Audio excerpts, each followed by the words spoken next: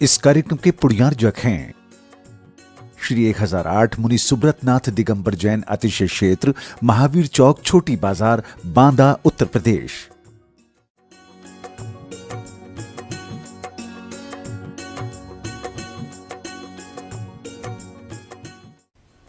जय जिनेंद्र दर्शकों, मैं शिवानी और आप सभी का हार्दिक स्वागत करती हूं जिनवाणी चैनल पर।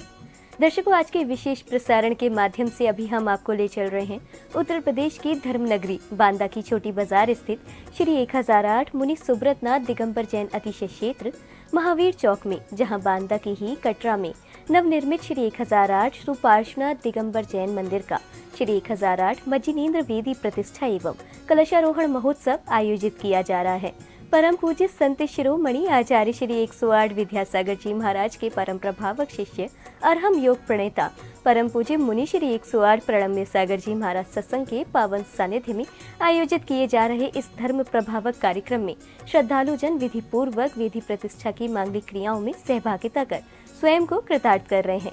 तो आइए दर्शकों, जिनवाणी चैनल के विशेष प्रसारण के माध्यम से शीघ्र चलते हैं कार्यक्रम स्थल और पहले आनंद उठाते हैं गुरुदेव की मंगलवाणी श्रवण करने का। और जिस परिवार ने आज भगवान को विराजमान किया है, वही परिवार हाथी पर बैठकर भगवान का यहाँ से विहार कराएगा। जोरदार तालियां बजा करके उनके भावों की अनुमोदन करें। ओ जरा तालियां बजाओ, सब मिलकर गाओ, यह अवसर आया है। वेद प्रतिष्ठा महोत्सव हमने रचाया। ओ महाराज जी, एक और बड़ा नियम हो रहा है। भाई सीए अंकित जी ने अपनी इनकम का 10% वार्षिक आय का पूरा मंदिर जी में समर्पित करने का भाव प्रेषित किया है। एक बार जोरदार तालियां बजा करके उनके भावों के अनुमोदन। ये अपने आप भाव कहां से बनते हैं?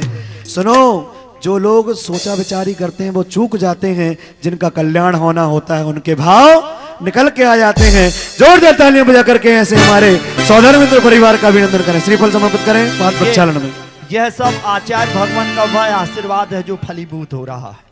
वहां आचार्य भगवान ने मुनि श्री प्रणम्य सागर जी महाराज को संकेत दिया और मुनि श्री प्रणम्य सागर जी महाराज के जैसे ही चरण इस बांदा की धरती में पड़े, एक के बाद एक अतिशय और अतिशयोक्तिपूर्ण यहाँ पर कार्य। एक और आज विशेष कार्य हो रहा है। एक और बहन जो आज आजीवन ब्रह्मचर्य की भावना के साथ पूज्य गुरु चरणों में उपस्थित है। पुनः जोरदार तालियों। शालिनी जैन जबलपुर से यहाँ पर उपस्थित हैं। एक बार जोरदार तालियां बजा करके हमारे शालिनी जी का अभिनंदन करें और आजीवन ब्रह्मचर्य के साथ पूज्य गुरुदेव के श्री चरणों में श्रीफल समर्पित कर रही हैं। अरे जरा तालियां जोरदार बजाते जाओ। अभी आपकी तालियां नहीं बजी। परम पूज्य मुनि श्री प्रणम्य सागर जी महामुनिराज के पावन चरण जब से इस बांदा अतिशय नगर में पड़े हैं, अतिशय क्षेत्र में, यहाँ सचमुच आज के बाद एक और परिवार भगवान को विराजमान करने के साथ साथ आजीवन ब्रह्मचर्य व्रत ले रहा है। श्री संजय जी, संजू जी, समय रहते जाग जाने में ही सार है। ऐसे गुरुदेव भगवान महावीर की तरह आपकी नगरी में आ गए हैं, साक्षात लाभ ले लो। ओम नमः सिद्धेभ्यः, ओम नमः सिद्धेभ्यः। ओकारं बिंदु संयुक्तं नित्यं ध्यायन्ति योगिनः, कामदं मोक्षदं चैव। ओंकाराय नमो नमः। अरहमित्यक्षरं ब्रह्म, वाचकं परमेष्ठिनः, सिद्धचक्रस्य सद्बीजं सर्वतः प्रणमाम्यहम्। अनंत अनंत सिद्ध परमेष्ठी भगवान की, देवादिदेव श्री 1008 मुनि सुब्रतनाथ भगवान की, वर्तमान शासन नायक श्री वर्धमान महावीर भगवान की, परम पूज्य आचार्य गुरुवर श्री विद्यासागर जी महाराज की। बोले परम पूज्य राम ध्यान योग प्रणेता गुरुवर प्रणम्य सागर जी महाराज की, समस्त गुरु संघ की। दोनों हाथों को उठा लो, जयकारा गुरुदेव का। नमोस्तु करिए, नमोस्तु गुरुवर, नमोस्तु। एक ज्वलंत प्रश्न समाज में चलता है। एक बेटी ने कल इस प्रश्न को पूछा था। पहले भी कई बार जैन अजैन अनेक लोग इस प्रश्न के बारे में पूछते रहते हैं और हमने यहाँ तक भी सुना है कई अजैन बंधु भी जब भगवान श्री राम के बारे में बात करते हैं तो उनके अंदर भी एक प्रश्न उत्पन्न हो जाता है कि यह श्री राम मर्यादा पुरुषोत्तम कहलाते थे। ये कैसे मर्यादा पुरुषोत्तम थे जिन्होंने अपनी गर्भवती प्रिय रानी सीता को जंगल में भेज दिया था। उन्हें अपनी पत्नी के प्रति स्नेह होता तो इस तरह का कृत्य नहीं करते। उन्हें दया का भाव क्यों नहीं आया? एक नारी के प्रति इतनी संवेदनहीनता दिखाने वाला कोई भी पुरुष महापुरुष कैसे हो सकता है? इस तरह का विचार कई लोगों में आता है। कई नॉन जैन बच्चे भी इस तरह के प्रश्न पूछते हैं। आज मैं चाहता हूं कि इस प्रश्न का समाधान सबके लिए होना चाहिए। आप लोग सुनना चाहेंगे?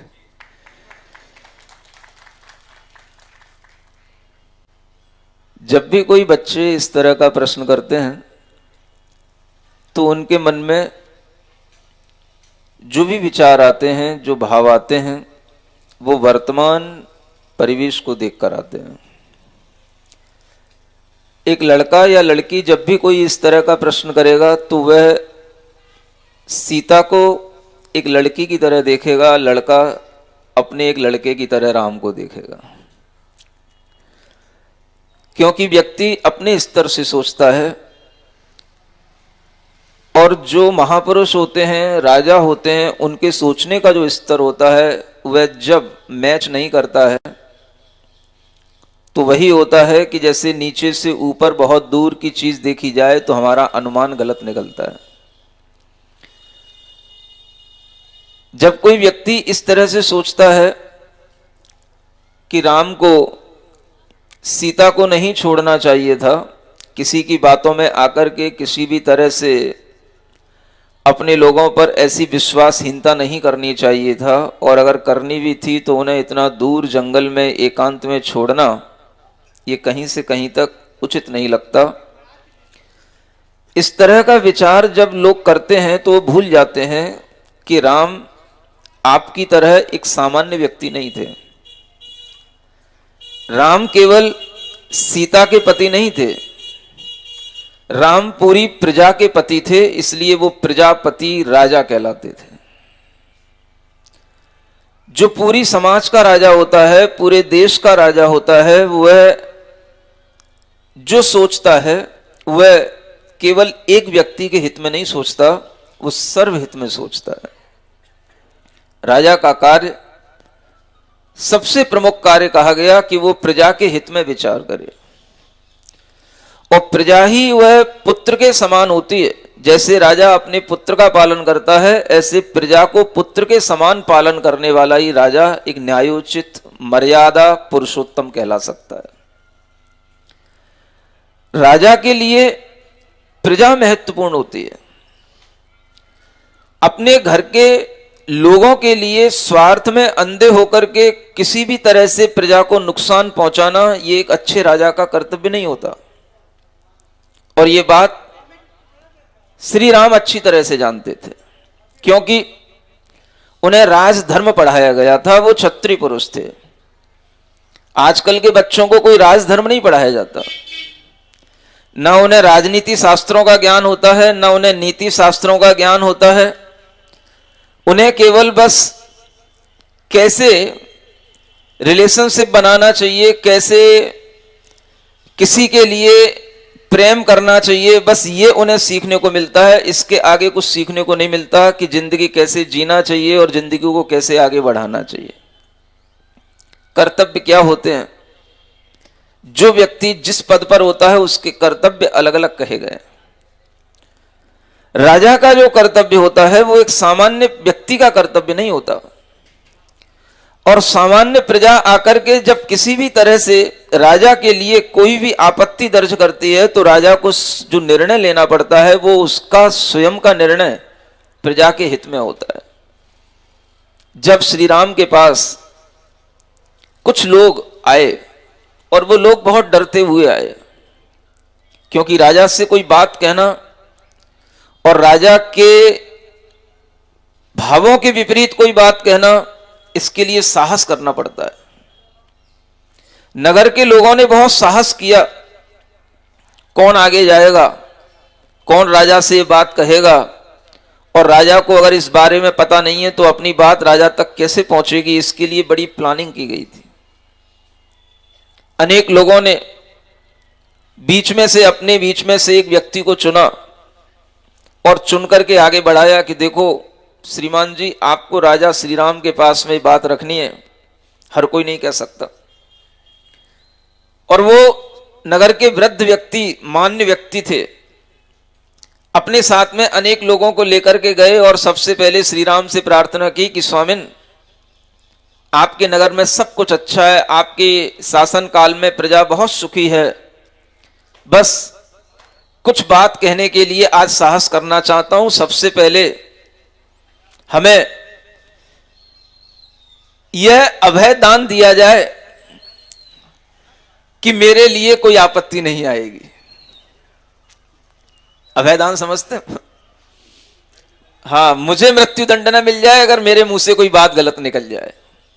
राजन, सब कुछ अच्छा चल रहा है, बस लोगों के अंदर एक विचार आने लग गया है और उस विचार के कारण से समाज में, नगर में बड़ा उपद्रव सा होने लगा है। लोग इस तरह की बातें करने लगे हैं जो बातें हम आपसे कहने में भी शर्म आते हैं, लेकिन क्या करें, उपद्रव बहुत बढ़ता जा रहा है, इसलिए कहना पड़ रहा है। आप मुझे पहले अभय दान दें, तब मैं आपसे कुछ बात कहूंगा। जब श्री राम ने अभय दान दे दिया, तब वह वृद्ध अनुभवी व्यक्ति बड़े विनम्र भावों से उन श्री राम के समक्ष अपनी बात कहते हैं। राजन, लोग कह रहे हैं सीता पर घर में रह करके आई, रावण के पास रही और उस सीता को आपने बिना कुछ सोचे समझे अपने पास में रख लिया। ये तो एक बहुत बड़ा ऐसा कार्य होगा कि जैसा राजा करेगी वैसा ही प्रजा करेगी, और वैसा ही प्रजा अब करने लग गई है। आजकल की प्रजा है, राजा का अनुकरण करती है, कहती जब राजा ऐसा कर सकता है तो मैं क्यों नहीं कर सकता हूं।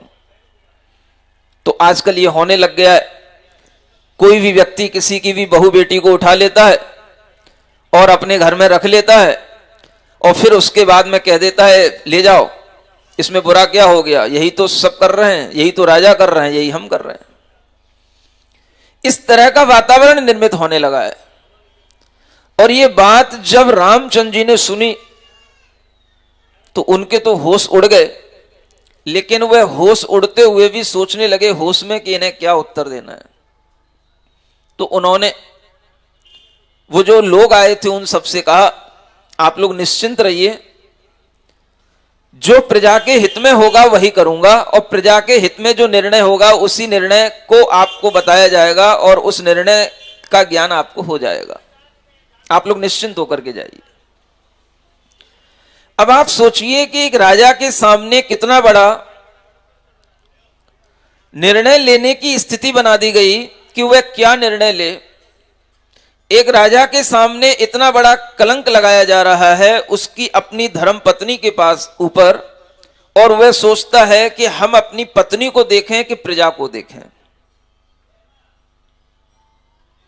पत्नी को देखते हैं तो लोग कहेंगे देखो मोह के कारण से, राग के कारण से अपनी पत्नी के बारे में सोच रहे हैं, प्रजा के हित के बारे में नहीं सोच रहे हैं। राजा के सामने सबसे बड़ी चीज उसकी प्रजा होती है। अगर प्रजा में सदाचार है, प्रजा में अच्छा शासन चल रहा है तो राजा के राजत्व की सफलता है, अन्यथा वो राजा राजा नहीं कहलाता, वह दुष्ट राजा के रूप में आ जाता है, जिसके होने पर प्रजा में अनेक तरह के उपद्रव होने लग जाएं। इसलिए राम ने सोचा कि अब हम क्या करें। जब भी वह किसी भी तरह की मंत्रणा करते थे, अपने भाइयों को बुलाते थे, अपने मंत्रियों को बुलाते थे, लेकिन यह एक ऐसा अवसर था जिस पर उन्होंने किसी को बुलाना उचित नहीं समझा, क्योंकि उन्हें पता था हर कोई मुंह में यही कहेगा कि नहीं, सीता के लिए आप कुछ नहीं सोच सकते हैं, ज्यादा हो तो आप उन लोगों को बुला लीजिए जो गलत बोल रहे हैं। आप तो राजा हैं, सामने वाले की हिम्मत कैसे है कि वो हमारी रानी के लिए कोई गलत बोल दे, उसको बुलाओ। उन व्यक्तियों से कह सकते थे, बताओ कौन गलत अफवाह फैला रहा है, उसको पकड़ो, जैसे आज के जमाने में होता है। आप कितने लोगों को पकड़ते? अगर व्यक्ति को पकड़ करके उसके लिए डर भी फैला दिया जाए तो भी आदमी कानाफूसी करते हुए अपने मन में राजा के प्रति श्रद्धा का भाव तो नहीं रख सकता, आदर का भाव तो नहीं रख सकता। अगर राजा आताताई होकर के उन व्यक्तियों को बुलाने लग जाए और उन्हें मारने की धमकी देने लग जाए, या उन्हें जेल में डालने की बात कहने लग जाए और उन्हें जेल में डाल दे और कह दे कि जो मेरी रानी के प्रति ऐसा बोले उसके सर कलम कर दो, तो ये राजा दुष्ट राजा की पहचान में आ जाता है। श्री राम ऐसा नहीं किए। अगर प्रजा कुछ कह रही है तो उसे समझना है, प्रजा कुछ अपने मन में दुर्भाव अपने लिए ला रही है तो उसका सही समाधान करना है। अगर सीता के लिए वह किसी भी तरह से अपवाद कर रहे हैं तो उस अपवाद को दूर करने के लिए भी हमें सही बात सोचना है। प्रजा के अंदर विश्वास लाना यह हमारा कर्तव्य है। मैं जानता हूं कि सीता निरपवाद है, लेकिन फिर भी प्रजा के सामने उसका परिचय देना, इसके लिए मुझे कुछ ना कुछ बड़ा कदम उठाना पड़ेगा। अब ये आज के बच्चों को समझ में नहीं आता। राजा के जो कर्तव्य होते हैं उसमें उन्हें दया भाव भी रखना होता है, और जब उन्हें अपने कर्तव्यों का पालन करना होता है तो बड़ा उन्हें निष्ठुर भी होना पड़ता है। कोई भी बड़ा व्यक्ति जब पद पर बैठा होता है तो केवल वह सेंटी होकर के, किसी भी तरह से इमोशनल होकर के उस पद का निर्वाह नहीं कर सकता है। उस पद का निर्वाह करने के लिए उसके पास में बहुत पेशेंस होना चाहिए, उसके अंदर इस तरह का करेजमेंट होना चाहिए कि वह उस चीज को साहस के साथ स्वीकार कर सके और सही धैर्य के साथ में निर्णय लेकर के उस चीज को सामने प्रस्तुत कर सके। इसलिए एक राजा के पास में प्रजा के प्रति दया भी होती है, और प्रजा की रक्षा करने के लिए अगर किसी को मारना पड़ता है, युद्ध भी करना पड़ता है, तो वह घात भी करता है, लेकिन वह घात भी उसके लिए पाप नहीं कहलाता है, क्योंकि वो प्रजा की रक्षा करने के लिए कर रहा है। जो लोग ये कहते हैं कि राजा को क्या इस तरह का कार्य करने में दोष नहीं लगता, तो राजा को दोष राजधर्म का अगर निर्वाह नहीं करता है तो सबसे बड़ा दोष लगता है। राजा के राज्य में अगर पाप बढ़ रहा हो तो नीति शास्त्र कहते हैं उस पाप का बंध राजा को होता है। मानो आप उत्तर प्रदेश में बैठे हैं, सुना जाता है कि यहां पर पहले बहुत कौन सा राज चलता था? डकैतों का राज चलता था।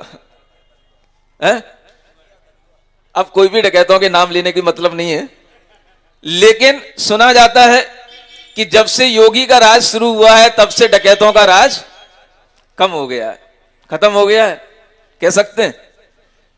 अगर यह है तो इसी का मतलब है एक अच्छे राजा के राज्य में कभी भी आताताई लोग, दुष्शासन करने वाले, उपद्रव करने वाले लोग अपना सिर नहीं उठा सकते। यही एक अच्छे राजा के राज्य की पहचान होती है।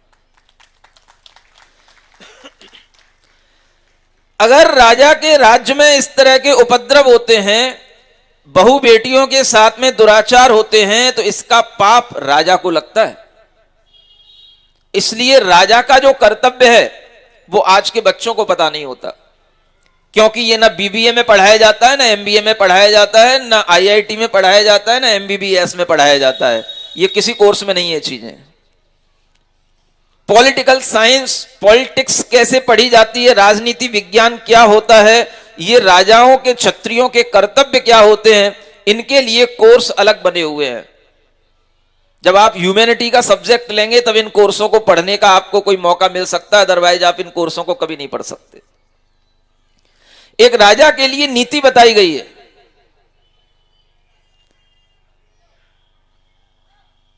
त्यजेत एकम कुलस्यार्थे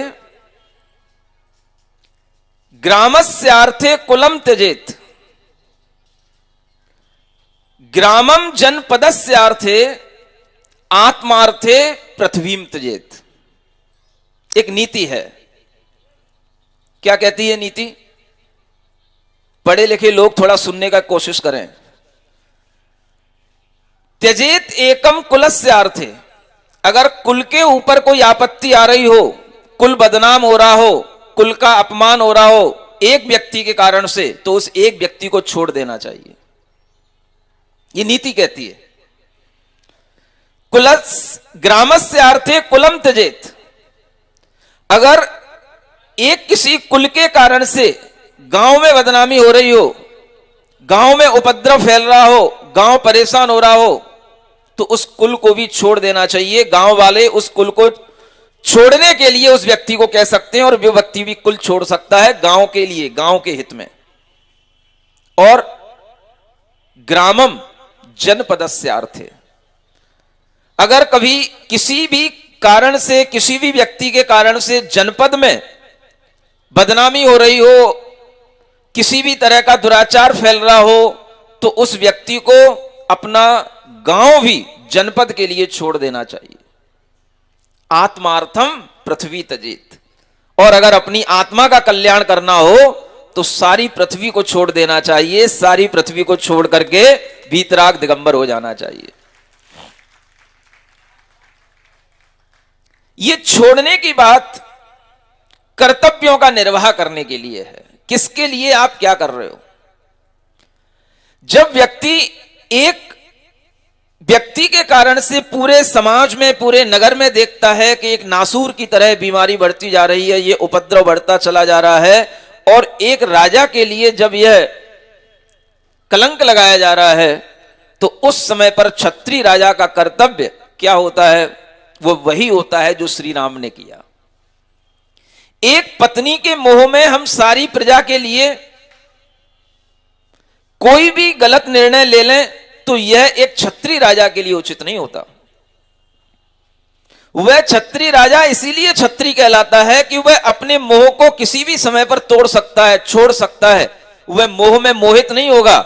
यहां तक कि ऐसे ऐसे भी क्षत्रिय राजा हुए हैं, अगर उन्होंने प्रजा में किसी भी तरह का कोई भी उन्होंने वार्निंग दी है कि इन दिनों में कोई मांस नहीं खाएगा, इन दिनों में किसी भी तरह से कोई किसी की हिंसा नहीं करेगा, और अगर उन राजा के ही पुत्र ने अगर हिंसा कर दी और वो पकड़ा गया, तो उस राजा ने अपने पुत्र को भी फांसी की सजा दिलवा दी, अपने पुत्र को भी प्राणदंड दिला दिया। ये राजाओं के कर्तव्य होते हैं।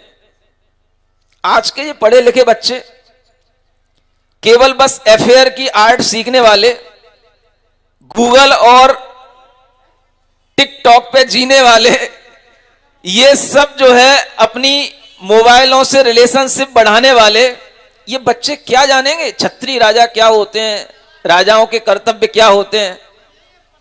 इन्हें सीखने के लिए कुछ इस तरह के उपदेश सुनने चाहिए, हमारी एक्स्ट्रा क्लासेज इन्हें ज्वाइन करनी चाहिए, तब जाकर के इन्हें समझ में आएगा कि राजा क्या होते हैं। पढ़ो जरा, थोड़ा सीखो नीति शास्त्रों को। अगर एक व्यक्ति अपने लिए दुख का कारण बन रहा है तो उसे छोड़ने का भी भाव करना, चाहे वो अपना कितना ही घनिष्ठ हो, अगर उसके कारण से नुकसान हो रहा है तो ये राजा का कर्तव्य है, वह उसका त्याग कर दे। कुल बदनाम नहीं होना चाहिए, रघुकुल बदनाम नहीं होना चाहिए, और उस रघुकुल की रक्षा करने के लिए नीति ने कहा है कि एक व्यक्ति को भी अगर छोड़ना पड़े तो छोड़ देना। तो राजा श्री राम ने अपनी प्रिय पत्नी सीता को इसी बात पर छोड़ने का निर्णय किया कि हम अगर इस पत्नी को अपने पास में रखते हैं तो सारी प्रजा हमारे लिए अविश्वास की दृष्टि से देखती है, अनादर हमारे लिए करने के लिए तैयार हो रही है और सारी प्रजा में उपद्रव बढ़ रहा है, हम किस किस के मुंह पे पट्टी बांधेंगे, हम किस किस को बुला करके उसे टॉर्चर करेंगे या उसे जेल में डालेंगे, ये सब हमारे बस की बात नहीं है। एक अच्छे राजा के ये कर्तव्य नहीं है। एक अच्छे राजा को तो एक अच्छा संदेश देना चाहिए और वह संदेश उसके चरित्र से जाता है और इसी चरित्र का निर्वाह करने के लिए उन श्री राम ने निर्णय लिया सीता को छोड़ना है। किसके कहने पर? प्रजा के कहने पर। यह विश्वास दिलाने के लिए, अगर प्रजा ये हमें स्वीकार नहीं कर रही है तो हम प्रजा की रक्षा करने के लिए इस बात के लिए भी तैयार हैं। ये क्षत्रिय का कलेजा होता है और ये कलेजा हर आदमी में नहीं होता है, ये कलेजा ऐसे ही महापुरुषों में होता है। जब उन्होंने निर्णय ले लिया तब फिर दूसरा प्रश्न आया कि उन्होंने सीता के साथ धोखा क्यों किया और उन्होंने तीर्थ यात्रा करने के निमित्त से उसे बाहर क्यों भेज दिया। आपको पता होना चाहिए उस समय पर सीता गर्भवती थी, सीता को दोहला हुआ था और उस गर्भवती पुत्रों के कारण से उसे दोहला हुआ था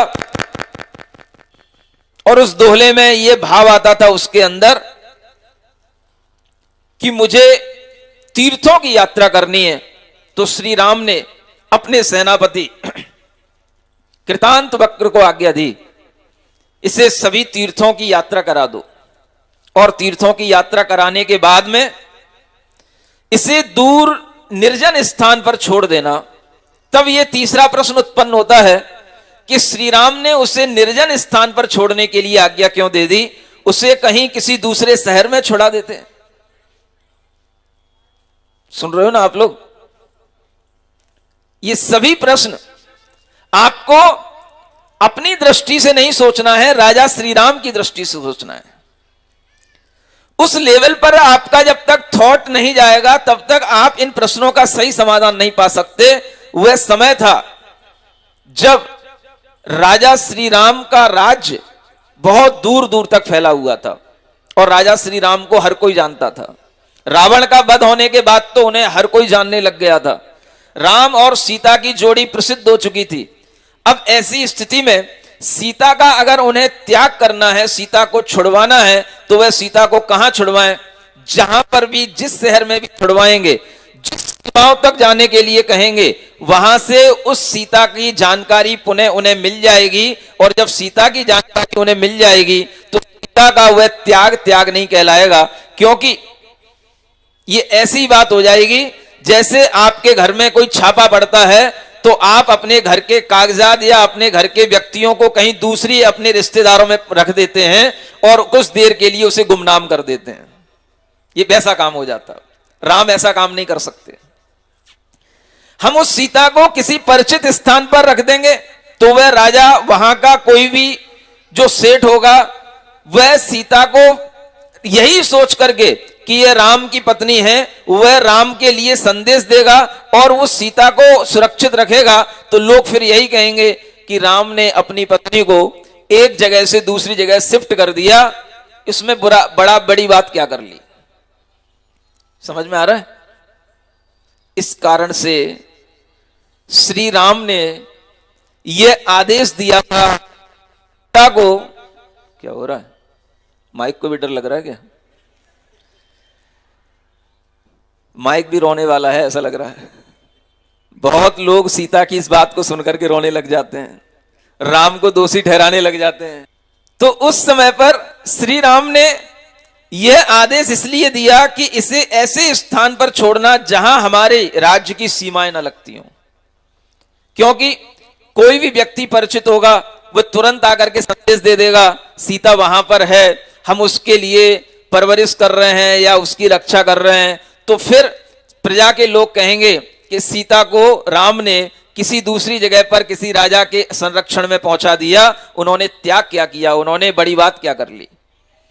इसलिए उस सीता को दूर ऐसे स्थान पर पहुंचाना पड़ा जहां पर कोई लोग ना हो, क्योंकि हर लोग सीता को जानते हैं, हर कोई सीता को पहचानता है। राज्य की सीमा से दूर उन्हें सीता को पहुंचाना पड़ा और इसी कारण से फिर उस सीता को जब वह वनवास में जाना पड़ा तो उस वनवास में वो सीता का पुण्य था, गर्भवती थी, गर्भ में रहने वाले उन लव और कुश जैसे पुत्रों का पुण्य था कि उस जंगल में भी उन्हें उनका भाई मिल गया और वह भाई की तरह सीता को लेकर के वह अपने घर में उनका बच्चों का और उस सीता का पालन पोषण करने के लिए उन्हें ले गया। ये उस सीता का पुण्य था। लेकिन श्री राम के लिए यह निर्णय क्षत्रियोचित निर्णय था।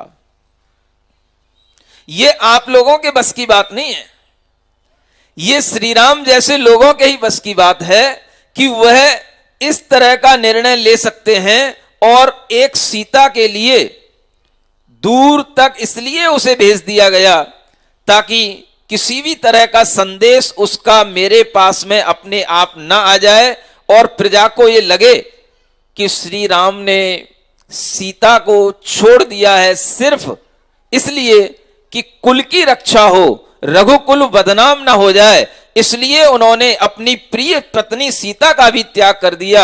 ये उनके त्याग की बहुत बड़ी अमर गाथा थी और इसी कारण से उन्हें मर्यादा पुरुषोत्तम कहा जाता है।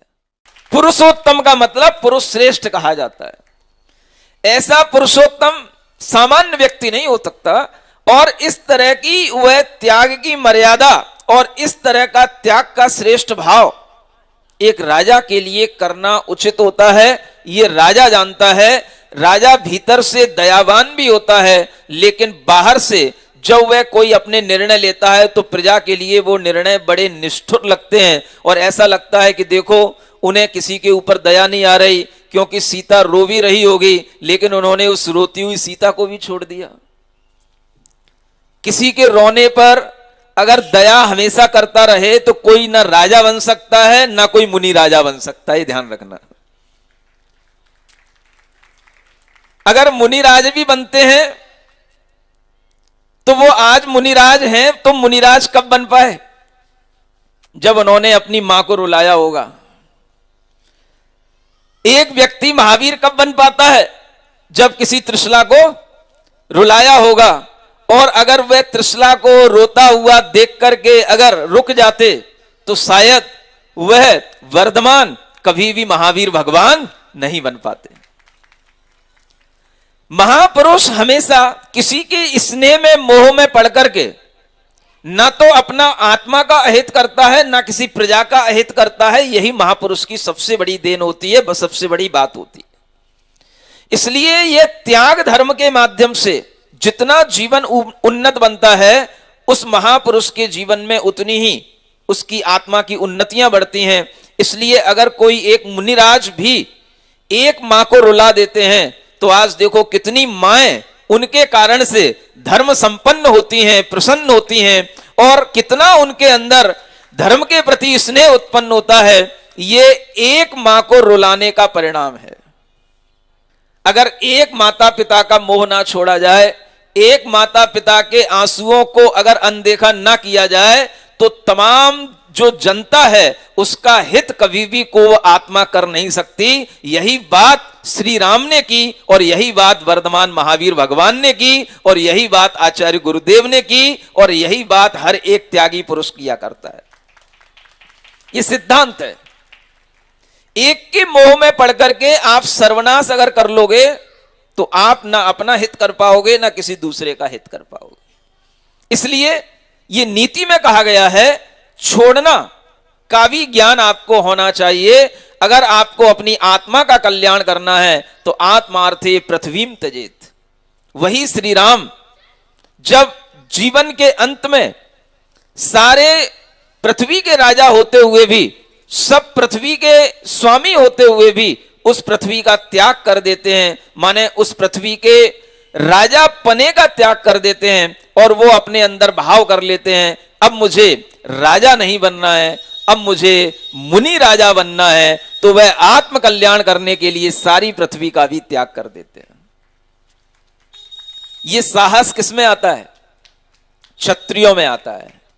आजकल के पढ़े लिखे बच्चे जो अपनी कोमल मन में केवल भावुकता में जीने वाले बच्चे होते हैं और अपने घरों में ऐसे कोमलता के साथ में जिनकी परवरिश हुई होती है, उनके अंदर ये क्षत्रियों की बातें समझ नहीं आ सकती हैं, क्योंकि उनका लेवल उतना है ही नहीं है। वो समझ ही नहीं सकते हैं कि महापुरुष किस तरह के निर्णय लेते हैं, और इस तरह का निर्णय जब लिया जाता है तो ये नीति शास्त्र के अनुकूल कहलाता है। और ये महापुरुषों की ही बात होती है जो उन्हें पता होती है, उन्हें सिखाई जाती है। महापुरुष त्याग के कारण से ही महापुरुष बनते हैं, भोगों के कारण से महापुरुष नहीं बनते। इसलिए उन्होंने जब सीता को छोड़ा तो उसके पीछे यही लॉजिक था कि वह प्रजा को संतुष्ट करना चाह रहे थे, और उन्हें पता था सीता बिल्कुल निष्कलंक है, लेकिन हम किसके लिए कहें और कहने से कौन मानने वाला है। ये प्रजा तो एक तरह से वही मित्र है और वही शत्रु है। जैसे अपने ही रिश्तेदार होते हैं वही मित्र होते हैं, वही शत्रु हो जाते हैं। अगर उनके मन की बात कुछ भी ना हो या वो किसी दूसरे की बातों में आ गए तो अपने ही रिश्तेदार जैसे शत्रु की तरह व्यवहार करने लग जाते हैं। ऐसे ही ये प्रजा अगर किसी दूसरों की बातों में आ रही है तो ये शत्रु की तरह व्यवहार कर रही है। लेकिन उस प्रजा के लिए भी हमें शत्रु नहीं देखना है, उसको हमें मारना नहीं है, उसे हमें अपने आचरण से, अपने सही निर्णयों से समझाना है। और इस तरह की समझाइश जब उन्होंने दी तब उनका नाम पुरुषोत्तम श्री राम के रूप में विख्यात हुआ। यह श्रेष्ठ पुरुषों का निर्णय होता है, तभी उनके लिए यह मर्यादा पुरुषोत्तम इसीलिए कहा गया कि अपने कुल की मर्यादा की रक्षा करने के लिए उन्होंने अपनी सीता का भी परित्याग कर दिया। ये कुल की रक्षा करने का भाव क्षत्रिय पुरुषों में होता है, इसलिए त्याग की बड़ी महिमा होती है। आजकल तो लोग इन सब चीजों को समझते ही नहीं। कुल में कोई कितना भी गंदा काम कर ले, कितने भी बदनामी के काम हो जाएं, कितना ही कुल के अंदर कितने भी अपने बेटा बेटियां गलत गलत काम करके कुल को अपवादित कर दें, लेकिन आज व्यक्ति मोह के कारण से उस एक बेटा या बेटी को भी छोड़ नहीं सकता है। ऐसे लोग क्या समझेंगे श्री राम क्या थे?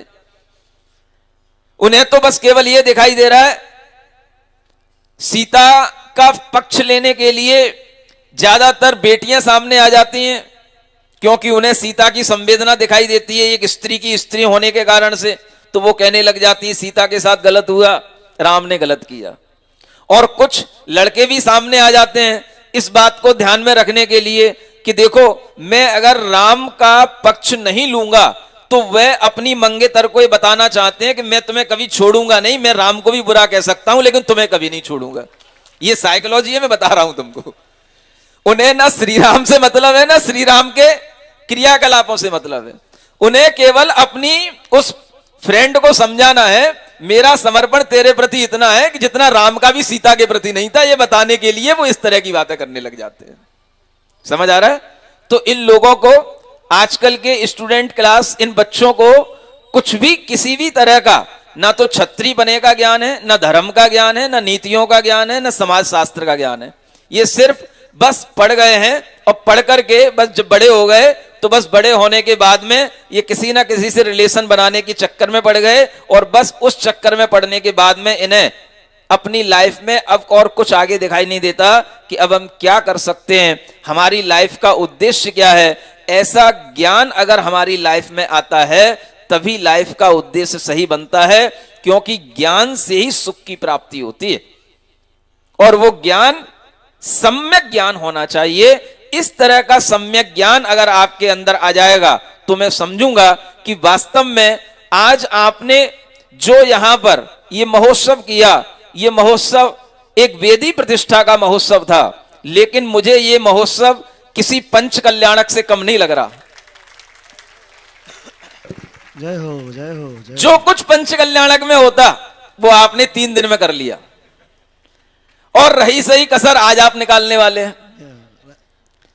फेरत फेरी होती है, गजरत फेरी होती है, बड़े बड़े पंच कल्याणकों में फेरी नहीं हो पाती है, लेकिन यहाँ पर वह आप भगवान की वह शोभा यात्रा गजरत महोत्सव के माध्यम से निकालने वाले हैं। किसी को पता भी नहीं है और सब काम हो रहा है। ये बांदा वालों का काम है। मुझे क्या पता था कि बांदा वाले इतने अच्छे हैं, नहीं तो जिंदगी में और पहले कभी आने की सोचते। सब तरह के कार्य कर लेते हैं, मन ही मन में सब तरह की भावनाएं उत्पन्न कर लेते हैं और हमें बीच में कहीं इन्वॉल्व नहीं करते। इतनी अच्छी समाज हमने कहीं नहीं देखी कि मुझे बैठा करके बोलियां बढ़वा रही हो। ऐसी समाज तो हमने बहुत देखी है, लेकिन मुझे बिठाए बिना अपने आप बोलियां ले लें और अपने आप सब काम कर लें, ऐसी समाज पहला नाम लूंगा मैं, बांदा का। समझ आ रहा है? बड़ी अच्छी बात है। ज्यादातर लोग मुझे बिठा करके सब काम करते, महाराज अब इसकी बोलियां उसकी बोलियां। यहां आने के बाद मुझे कोई बोलियां नहीं सुननी पड़ती, मुझे सिर्फ बोलना पड़ता है। ये बहुत अच्छी बात मुझे लगी यहां पर। समझ आ रहा है? तो आप लोग इस महोत्सव को वास्तव में एक पंच कल्याणक की तरह ही कर रहे हैं। सारा आयोजन उसी तरह हुआ और एक पंच कल्याणक में जैसे एक राष्ट्र की देशव्यापी देशना की भूमिका बनती है, वैसे ही श्री राम के 3 दिन जो प्रवचन यहां पर आपने सुने, यह भी एक पूरा का पूरा पंच कल्याणक का, विश्व कल्याणक की भावना से यहां पर यह आपके लिए उपदेश दिया गया।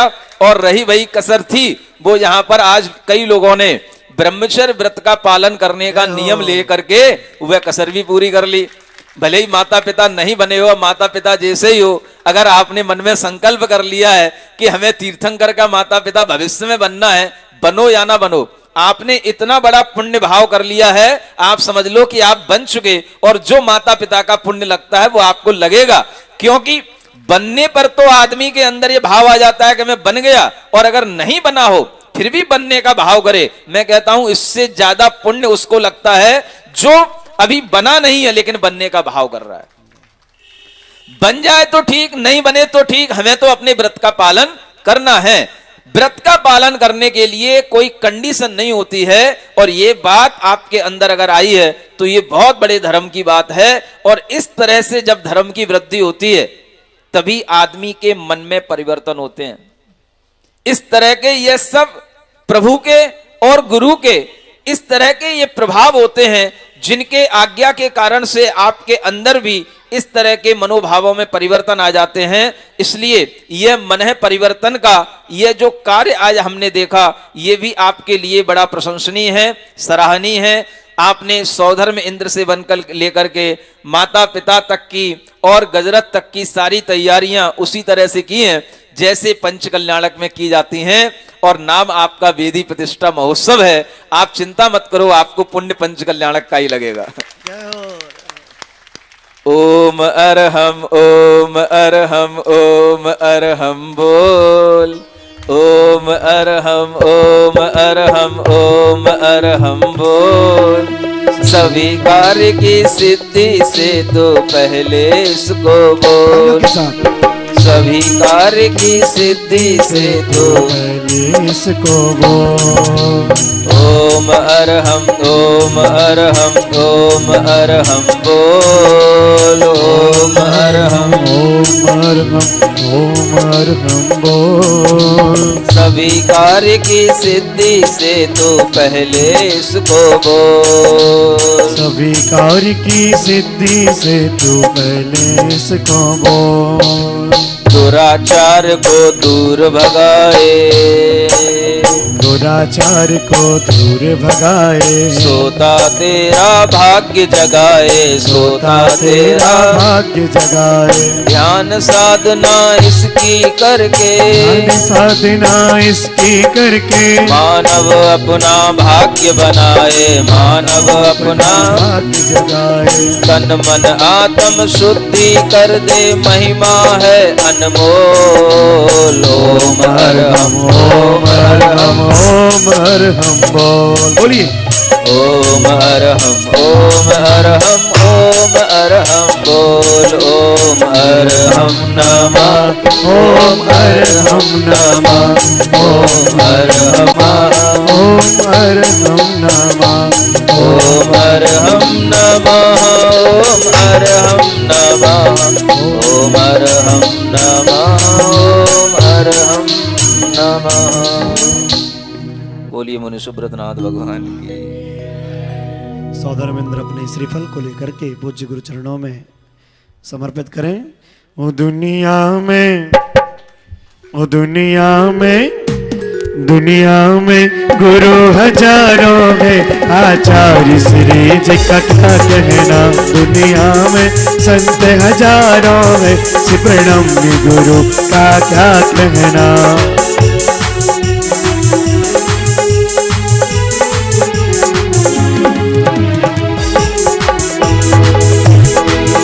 आचार्य श्री जी के चरणों में हम झुका रहे अपना माथा। जिनके जीवन की हर चर्या बन पड़ी स्वयं ही, नागम का वह सुधा कलश जो बिखराते हैं। जिनके दर्शन को पा करके मोर जाए हृदय करी। भावों की निर्मल सरिता में अवगाहन करने आया हूँ, मेरा सारा दुख दर्द हरो, यह अर्घ बैठने आया हूँ। हे तपोमूर्ति हे आराधक, हे योगीश्वर हे महासंत, यह अरुण कामना देख सके युग युग तक आगामी दशा। ओम रूम शब्द सुरमणि प्रातः स्मरणि गुरुदेवाचार्य भगवंत विद्यासागर महामुनिंद्राय साक्षात विराजमान परम पूज्य मुनि श्री प्रणम्य सागर जी गुरुवे चरणारविंदेभ्यो जलफलादि अर्घ्यम निर्वभामिते। नमोस्तु गुरुवर नमोस्तु गुरुवर नमोस्तु। श्री जिनवाणी जग कल्याणी जग जन मदतम मोह हरि जड़वण हारी हर हारी जब जरा भव रोगे हरि। नित्य राणम दिव्य जोड़िम जो बड़ी सुणी मई धारे। राणम सौख्य मणतम दरिये सासद मुख पदम पावई। सासद मुख पदम पावई।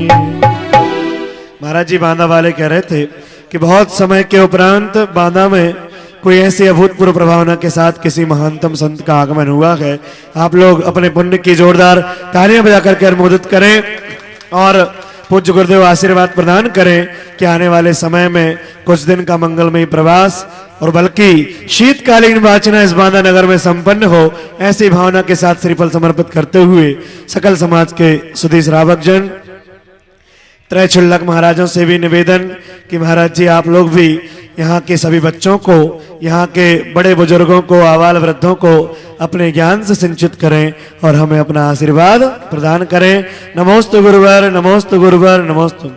ये उत्तर प्रदेश की बॉर्डर और महाराज जी भी उत्तर प्रदेश के ही जन्मे ऐसे पूज्य प्रणम्य सागर जी महाराज हम सभी के मध्य विराजमान हैं। बांदा उत्तर प्रदेश बुंदेलखंड के इस पावन क्षेत्र में श्री वेदी प्रतिष्ठा महोत्सव कलशारोहण महोत्सव का कार्यक्रम किया गया। इस अवसर पर परम पूज्य और हम ध्यान प्रणेता मुनि श्री प्रणम्य सागर जी महाराज जी का सानिध्य मिला और ये कार्यक्रम एक पंचकल्याण की भांति की भव्यता की ओर पहुंचा, जहां आज गजरत महोत्सव रथ यात्रा का यहाँ पर कार्यक्रम किया जा रहा है।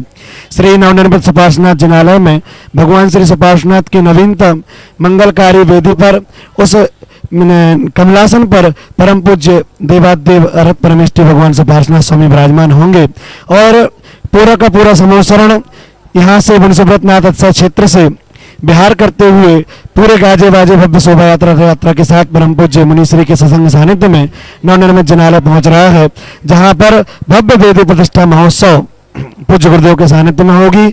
उसके उपरांत जो है कलशारोहण का कार्यक्रम भी भव्यता से महाराज जी के सानिध्य में किया जाएगा। आपको बता दें कि बांदा में 7-8 दिवस के ही आयोजन में पूरा का पूरा कार्यक्रम सानंद संपन्न हुआ।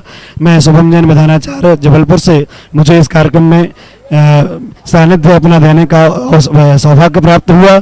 मैं अपने आप को बड़ा सौभाग्यशाली मानता हूं और साथ ही साथ सभी का धन्यवाद एवं आभार भेंट करता हूं। मैं आपको बता दूं कि इस कार्यक्रम में छोटी सी समाज ने बढ़ चढ़ करके बिल्कुल अपने भावों से अनुरूप बोलियां लेकर के इस कार्य को सानंद संपन्न किया। पूरे सकल समाज ने इसमें अपना सहयोग किया। मैं सभी के लिए बहुत बहुत जो है साधुवाद प्रेषित करता हूँ। मैं बांदा से सुशील जैन। इस वेदी प्रतिष्ठा में 8 दिन में ये आयोजन किया गया है। प्रणम्य सागर जी महाराज का और आचार्य गुरु जी का आशीर्वाद और परम सागर जी का सानिध्य मिला। इसमें सभी ने बड़े उत्साह पूर्वक यहाँ पे काम किया है। बड़ी ही मुनि सोमनाथ भगवान की कृपा रही जो यहाँ पे हम लोगों को ये आयोजन करने को मिला है। और एक साथ दो मूल नायक रहे हमारे पास सुभाष नाथ जी जो कटरा नवनिर्मित मंदिर में स्थापित होंगे, और मूल नायक श्री मुनि सोमनाथ भगवान बांदा के हैं जिनको अस्थायी क्षेत्र घोषित है। सभी आप धर्म प्रेमी बंधुओं से मेरा निवेदन है कि जब कभी भी आप बांदा दर्शन करने आवे तो मुनि सोमनाथ भगवान के चरणों में अपनी मनोकामना पूर्ण करने के लिए अपना शीश अवश्य झुकावे।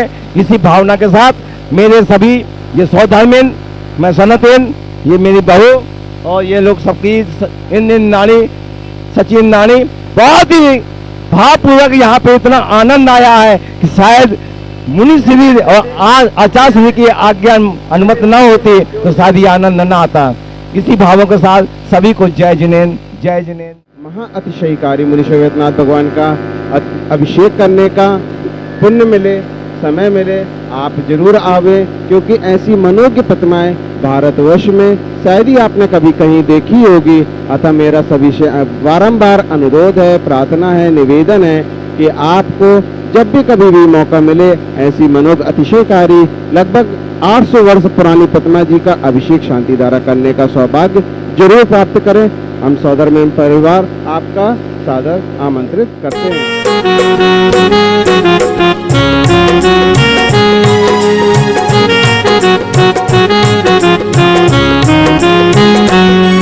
आपका स्वागत है श्रीमान, आपका स्वागत है श्रीमान, आपका स्वागत है श्रीमान, आपका स्वागत है श्रीमान। आप पधारे भाग्य हमारे, आप पधारे भाग्य हमारे, बढ़ा हमारा मान, आपका स्वागत है श्रीमान।